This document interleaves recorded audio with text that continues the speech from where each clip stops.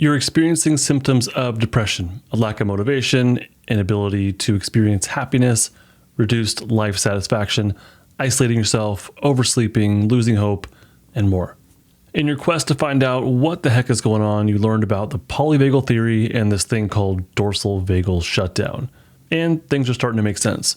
So the next question is, how do I heal, or how do I come out of shutdown? I'll briefly cover what shutdown is and also how to come out of shutdown so you can begin to live life with a little more self-compassion and hopefully some renewed energy starting today. My name is Justin Sinceri. I am a therapist, a coach, and the creator of the Polyvagal Trauma Relief System. Welcome to Stuck Not Broken, where I teach you how to live with more calm, confidence, and connection without the psychobabble or the woo-woo. This podcast is not therapy, nor is it intended to be a replacement for therapy. My highest performing videos on YouTube are by far the ones on Dorsal Vagal Shutdown, even more than my interviews with Polyvagal Theory thought leaders. So this tells me there are a lot of people in shutdown who really want and are ready to learn more. I already have a lot of info out there already, so I'm just going to focus primarily on the recovery aspect of shutdown. I'm going to break this down into 4 major steps, mostly focusing on the first 2, with a brief intro to shutdown and an overall understanding of the process of coming out of shutdown. So this is a really deep dive, and probably the deepest dive that I've gotten into outside of my Polyvagal Trauma Relief System coursework. The first thing to delve into is what the heck is a dorsal vagal shutdown? So really quickly, dorsal vagal shutdown is a state of the autonomic nervous system along with safety and along with flight fight. So basically, the body can be in a state of safety and connection, can be mobile or can be immobile. Shutdown is immobility. In this state, the body is preparing for death. It's conserving resources, and it actually is increasing the chances of survival by mimicking a corpse. If a predator comes along and sees what looks to be a corpse, it's probably more likely to continue to mosey on by and to ignore it, or to use its own fight energy to continue to chase down whatever it's already chasing after and ignore the thing that is imitating a corpse. Shutdown happens when safety has not worked, so the safety state and attempting to deal with some sort of dangerous situation through social engagement. That hasn't worked. Running away has not worked or is not likely, and fight has not worked or is not likely. So the last resort is shutdown. Freeze and shutdown are different. They're both kind of options, but shutdown is different. Shutdown's part of freeze. I have that in other episodes. We're not talking about that here. But shutdown we'll focus on is basically the last resort. Shutdown is disconnection. The way to understand these things is that the safety state is all about connection. Flight fight is about mobility. And shutdown is about immobility and disconnection. So if you're brand new to this Polyvagal Theory stuff, or if you need to deepen your learning, I would really recommend going to episodes 101 through 109 of this podcast, Stuck Not Broken. So that's the first piece, is what the heck is shutdown? The second piece of it is, how do I come out of shutdown? I'm going to talk about the overall conceptualization of the process. This is going to give you a nice top-down understanding, just something to frame our knowledge in. Overall, to come out of a dorsal vagal shutdown, we have to allow the shutdown mindfully and then climb your polyvagal ladder. Again, these are some terms that are specific to the theory. Listen to episodes 101 through 109 so you can get an idea of, or a much better idea of, what the heck I'm talking about when I say polyvagal ladder. So that's the overall idea, or the overall process, is mindfully allowing shutdown and then climbing the polyvagal ladder. Like I said before, shutdown's about disconnection. So coming out of shutdown requires reconnecting. Reconnecting is the goal when coming out of shutdown. That's reconnecting with yourself, reconnecting with your environment, and maybe even reconnecting with others in your life that are safe. In this overall understanding of coming out of shutdown, the other piece here that I think is really important is that we don't want to fight it. Yeah, it's difficult. It sucks. Yes, you're right. There is some pain there. There's a reason you're in shutdown. You probably feel very alone, probably very sad and depressed, isolated. maybe rejected, maybe abandoned. It does all suck. I know it is hard. Being alone sucks. So yes, but at the same time, we don't want to fight it. Regardless of all of that, you do need to eventually come out of it at some point. You do need to eventually mindfully experience it to come out of it. And I'll talk about how that can look, because right now it probably sounds like way too much, and you're probably right. But there are ways to do so. There are ways to actually feel it, even though it's difficult, and come out of it. One thing that can help is focusing on safety. So if you just did nothing else, like maybe you didn't feel your shutdown, maybe you just focused on being more and more in your safety state, that can help. But that lingering dominant shutdown flavor might still remain, but maybe not as dominant. It's probably still going to flavor your system, but I think the negative impact of it will be a lot less so. So if you just focused on building your safety state or of being in your safety state, then I think that a lot of good can happen just from that. The other piece for the overall conceptualization of coming out of shutdown is that mindfulness is extremely important because it allows natural self-regulation to unfold. It gives permission for your body, your autonomic nervous system, to do that polyvagal ladder climbing. Our bodies must self-regulate. Our bodies are always in a state of wanting to or striving toward self-regulation. We are biological organisms that must reach homeostasis in order to utilize our bodily resources optimally. Mindfulness allows for that natural self-regulation potential to unfold. So mindfulness means being anchored in safety and then allowing whatever's happening inside of us to happen. So when it comes to mindfulness, we can't be doing things like judging and blaming ourselves. As much as possible, we want to reduce the cognitions that are in our brain. Very hard to do so. Very hard to do so, yes. But I do think there are many things we can do to help out, like focusing on the present moment and focusing on the environment. So we'll talk about those a little bit later on. But for now, actually much later on. But for now, just understand that in order to self-regulate, we have to first mindfully allow the process of self-regulation to happen. And that requires being in our safety state and then mindfully experiencing what it's like to be in shutdown. That allows the natural process of self-regulation to open up, which is the polyvagal ladder climbing and accessing more and more of your safety state. Now I'll go into the 4 major big steps that I have for you in coming out of or relieving your dorsal vagal shutdown. The first step is actually 3 mini steps, but we'll call them step 1, A, B, and C. Step 1 is validate, normalize, and give permission. So step 1A is validate. I have an episode, by the way, on each of these pieces that I'll link to in the description. Give those a listen for a much more detailed look into what each of these is. So step 1A is to validate your emotions and also the cognitions of shutdown.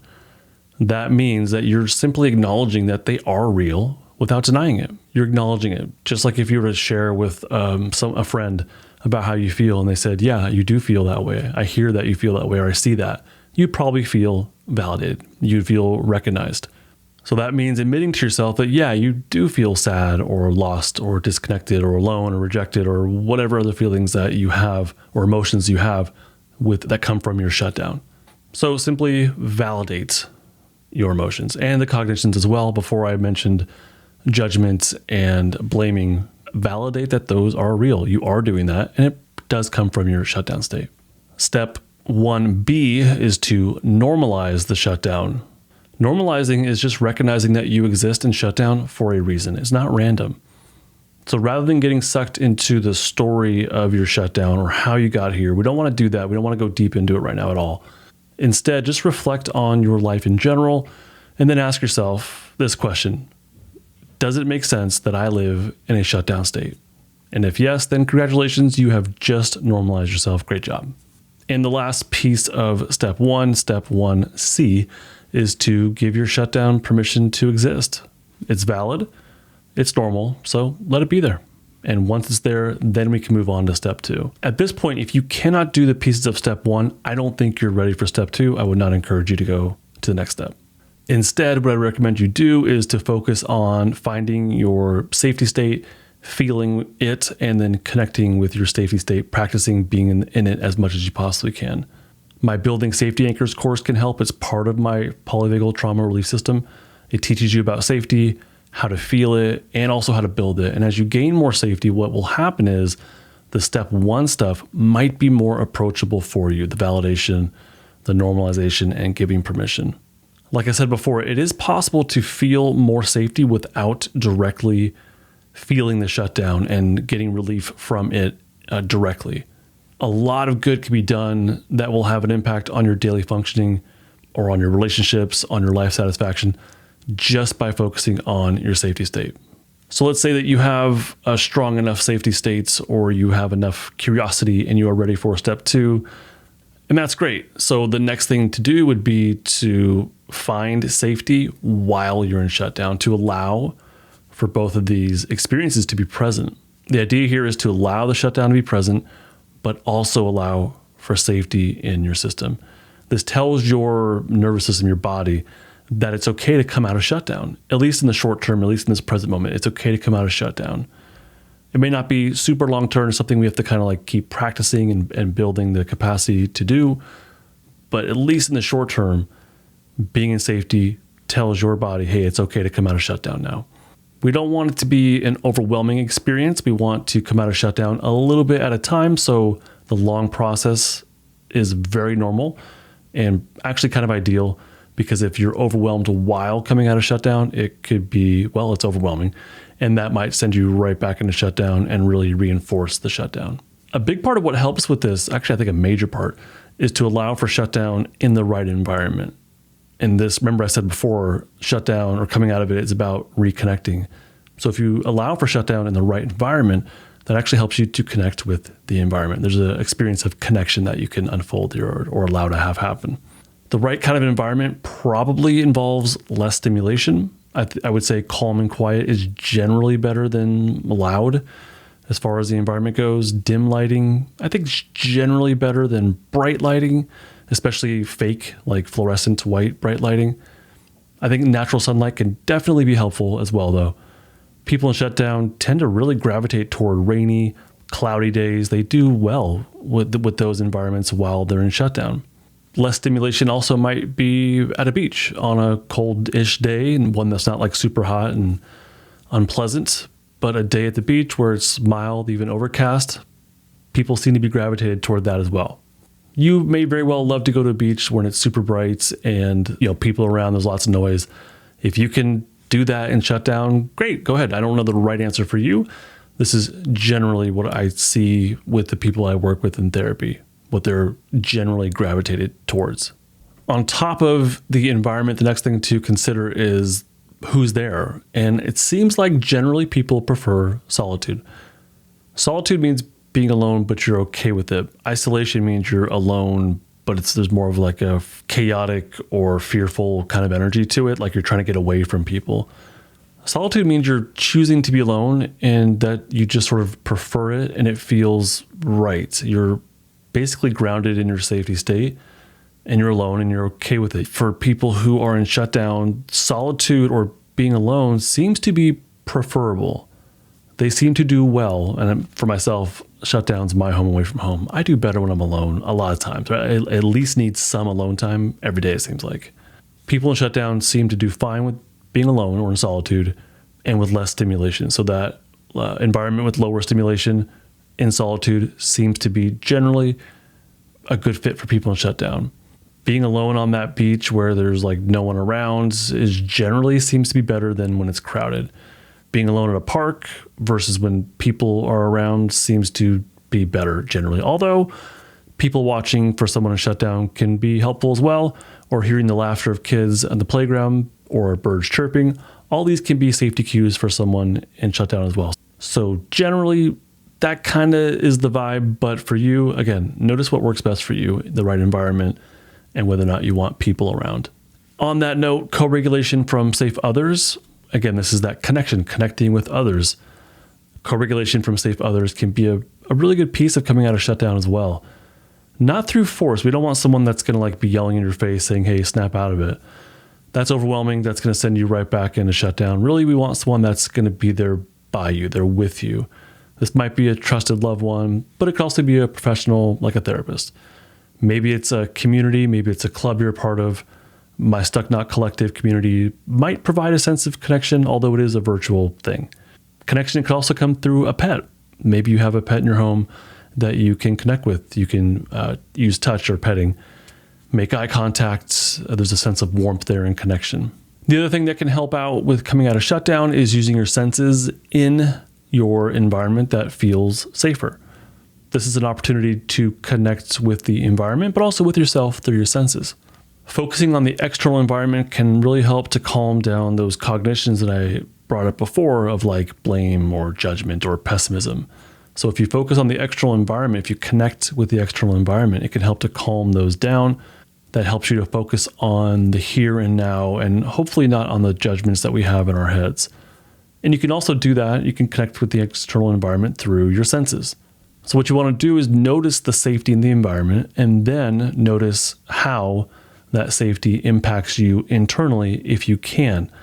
For people in shutdown, it actually can be quite a challenge to look inward and notice how things feel because there's often a dissociative element. There's a significant disconnection from yourself, from your body, from how you feel, from the sensations within, or even the emotions. So if you can, just notice how you feel inside when you take in the environment through your senses. For example, if you're with your pet, I don't want you just to like exist with your pet in the same room. Instead, be with them, but experience the warmth of their body as they lay next to you, or the weight of their body as they lay across your lap maybe, or the texture of their fur as you pet them. Like immerse yourself in the sensory experience of being with your pet. Don't just be with your pet. If you have a candle in the room that you like, I want you to mindfully experience it, like inhale, breathe that in, and notice how it feels. Notice the sensation of liking the smell of the candle. In that space that you're in, even if you're in a really deep shutdown and you're like stuck in one place, use your eyes, like notice what's happening around you. Look at the lights and the shadows that are illuminating your space. Look at the highlights as they, bounce off your surfaces. As best you can, immerse yourself in the details of your environment. And then ask yourself how you feel about them and notice the level of safety that might be present within you. And that might just be, do you like it or not? If it's just that simple, that's fine. That's a step forward. So those are steps 1 and 2. Step 1 is that 3-step, which is validate, normalize, and give permission. Step 2 is to find safety while in shutdown and then to allow for both of those. That will allow you to be more mindful. Step 3 is a much longer term goal or practice, which is working on your vagal brake strength. The vagal brake is the influence of your safety state on your heart. It keeps it at a calmer pace. For someone in shutdown, you already have a heartbeat at a pretty darn calm pace. That's not really the issue. But what it does do is that it allows for ladder climbing in the longer term, because when you come out of your shutdown state, the first thing you're going to feel is the activation of flight fight. So if you continually practice being in your safety state, if you develop the strength of that vagal brake, then as you climb the ladder into your flight fight state, you'll be more prepared to handle that returning energy. Basically, practice being in safety, identify what brings you to safety, and keep practicing it little by little. If you skip this and just try to focus on the experience of shutdown, it likely won't result in anything really positive. If you skip this and you just try to feel shutdown and come out of it, then the returning flight fight energy probably will be overwhelming and just send you right back into shutdown. And that's what we don't want. As that energy comes up, you might turn to some sort of behavior to cope or to self-soothe, like binge eating or even self-harm maybe, or something else. Thoughts might come into your mind of, I knew that I would fail. What's the point of all this? Basically, the idea here is the vagal brake strength. Don't underestimate it. Please put the time into developing and strengthening your safety state.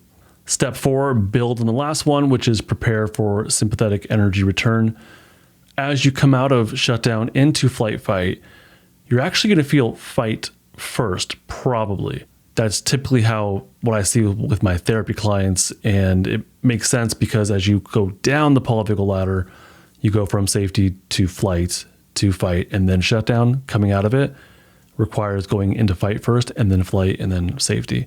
So irritation and anger often come along with coming out of shutdown, and generally it's a good sign, but it also indicates that we need more safety in our system.